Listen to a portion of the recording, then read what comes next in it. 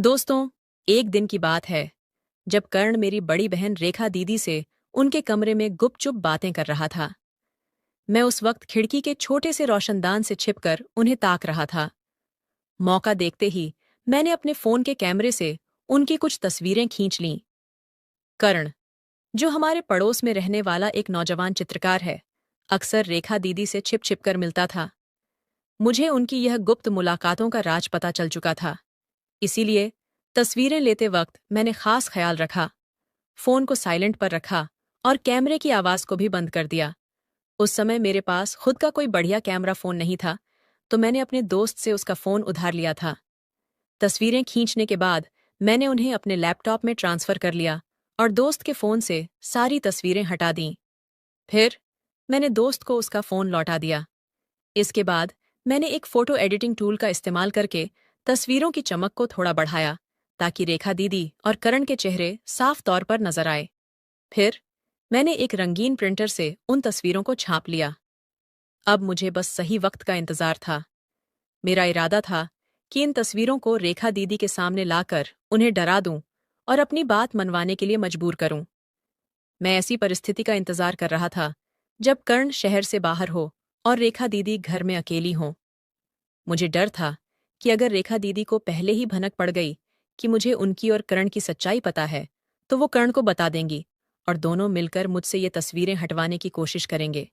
इसलिए मैंने हर कदम सोच समझकर उठाया, ताकि उन्हें मेरे प्लान का जरा भी अंदाजा न हो। लगभग 2 महीने बाद वो सुनहरा मौका आ ही गया। करण एक हफ्ते के लिए अपने गांव गया था और रेखा दीदी घर पर अकेली थीं। उस दौरान मम्मी को भी कुछ दिनों के लिए गांव जाना पड़ा था और पापा अपने ऑफिस के काम से शहर से बाहर थे। अब घर में सिर्फ मैं और रेखा दीदी रह गए थे। मुझे लगा कि इससे बेहतर मौका नहीं मिलेगा और मैंने फौरन अपनी योजना पर काम शुरू कर दिया। मैंने रेखा दीदी की तस्वीरों को एक लिफाफे में डाला और उस पर उनके पति का नाम लिख दिया। मैंने ऐसा जताया जैसे ये लिफाफा डाक से आया हो। उस दिन जब मैं कॉलेज से लौटा, तो लिफाफा हाथ में लेकर घर में दाखिल हुआ। मैं सीधा रसोई की ओर गया और वहां से रेखा दीदी को पुकारा। वो अपने कमरे से बाहर आईं। उस वक्त वो नीले रंग का गाउन पहने हुए थीं। उन्हें देखकर मेरे दिल की धड़कन थोड़ी तेज हो गई, लेकिन मैंने खुद को संभाला और लिफाफा उनके हाथ में थमाते हुए कहा, दीदी, ये बाहर रखा था, शायद डाक वाला छोड़ गया है। रेखा दीदी ने थोड़े आश्चर्य से लिफाफे को लिया और उसे गौर से देखने लगीं। मैं पास की कुर्सी पर बैठ गया और बोला, देखो ना दीदी, ये किसका हो सकता है? उन्होंने जवाब दिया, पता नहीं, ससुराल से तो ऐसा कुछ नहीं आता। फिर उन्होंने लिफाफा खोला और अंदर की तस्वीरें निकालीं। जैसे ही पहली तस्वीर पर उनकी नजर पड़ी, उनकी आंखें चौड़ी हो गईं और चेहरा एकदम पीला पड़ गया। वो डर से कांपने लगीं और कुछ बोल नहीं पाईं। मैंने धीरे से पूछा, क्या हुआ दीदी? सब ठीक तो है? वो चौंक कर मेरी तरफ देखीं और उदासी भरे लहजे में बोलीं, हाँ। फिर जल्दी से कहा, शायद ये उनके लिए आया है, मैं इसे संभाल लेती हूँ। ये कहते हुए वो तेजी से अपने कमरे की ओर चली गईं। उनके जाने के बाद मुझे थोड़ा सुकून मिला। मैं सोचने लगा कि अब आगे क्या होगा।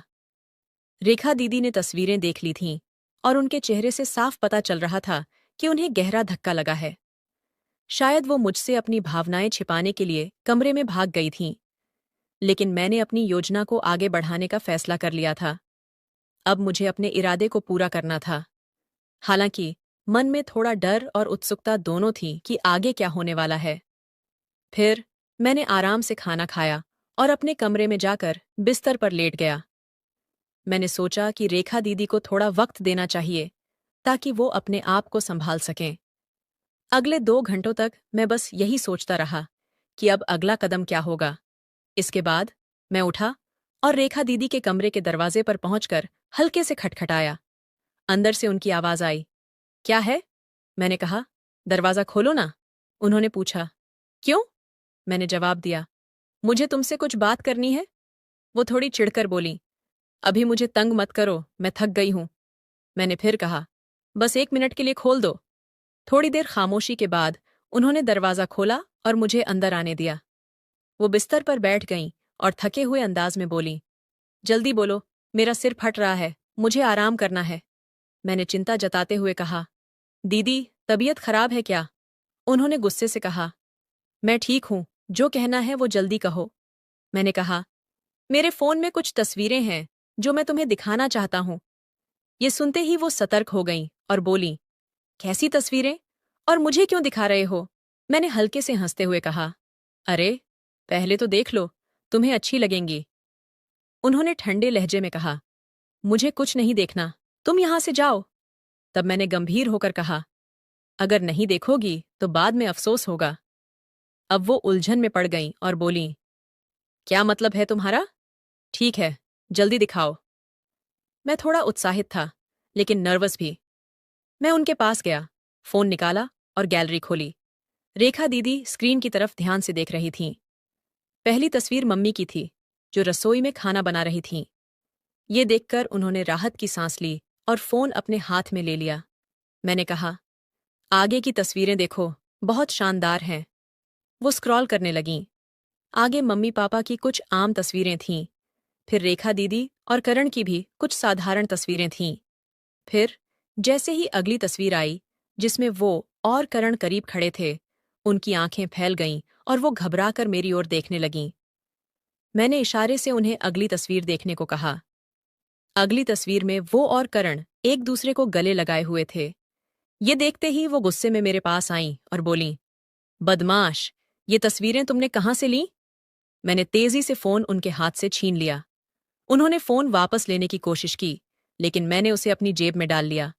वो गुस्से से चीखीं, बेशर्म, ये तस्वीरें कहाँ से लाया? जल्दी बता। मैंने शांति से कहा, मैंने खुद खींची हैं। ये सुनकर वो हक्की बक्की रह गईं और बोलीं, कब? कहाँ? कैसे? मैंने शांत लहजे में बताया, मुझे तुम्हारे और करण के बारे में सब पता है। ये तस्वीरें मैंने गोदाम की खिड़की से खींची हैं। ये सुनते ही वो समझ नहीं पाईं कि क्या करें और फूट फूट कर रोने लगीं।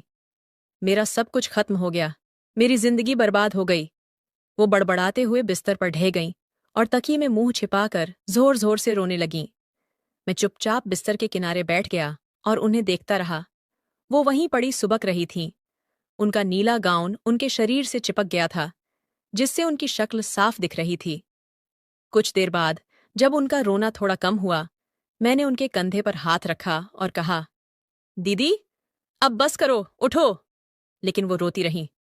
थोड़ी देर बाद मैंने फिर कहा, दीदी, मैं ये तस्वीरें किसी को नहीं दिखाऊंगा, मुझ पर यकीन करो।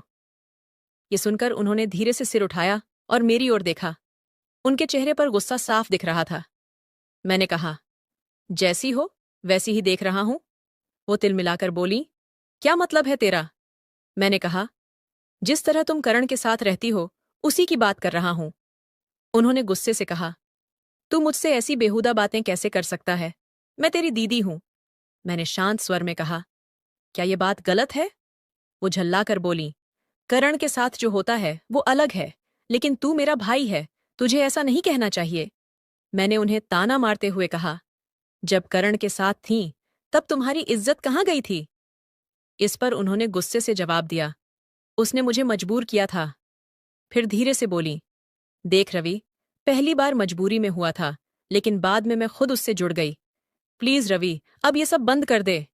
मैंने ठंडे लहजे में कहा, ठीक है, कुछ नहीं कहता, लेकिन ये तस्वीरें मैं अपने पास रखूंगा। जरूरत पड़ी तो इन्हें छपवाकर डाक से भेज दूंगा। ये सुनकर वो सिर झुकाकर फिर से रोने लगीं। उन्हें इस हाल में देखकर मेरे मन में दो विचार आए, या तो उन्हें ऐसे ही छोड़ दूं, या फिर उन्हें पूरी तरह अपने काबू में कर लूं। कुछ देर रोने के बाद उन्होंने सिर उठाया और आंसुओं से भरी आंखों से बोलीं, रवि, मैं तेरी बहन हूं, तू मेरे साथ ऐसा क्यों कर रहा है? मेरी जिंदगी तबाह हो जाएगी। मैंने सख्त लहजे में कहा, ये सब सोचना तुझे करण के साथ जाने से पहले चाहिए था। वो सुबकते हुए बोली, पहली बार मजबूरी थी, मैं लाचार थी। मैंने साफ पूछा, लेकिन बाद में तो तू अपनी मर्जी से उसके साथ थी, इसमें मेरा क्या कसूर? उन्होंने सफाई दी, रवि, तेरे जीजू बाहर रहते हैं, मेरी भी अपनी जिंदगी है, अपने सपने हैं, तू ऐसा क्यों कर रहा है? मैंने तंज कसते हुए कहा, वाह दीदी, तो इसका मतलब तू किसी के भी साथ रह सकती है। उन्होंने फिर वही कहा, उसने मुझ पर जोर डाला था। मैंने तीखे स्वर में पूछा, तो क्या अगर मैं भी ऐसा करूं तो? वो गुस्से से चिल्लाई। रवि, तू बहुत गंदी बात कर रहा है, तुझे शर्मिंदगी महसूस करनी चाहिए। मैंने कहा, जो सच है वही बोल रहा हूं। वो बोली, भाई ऐसा नहीं करते।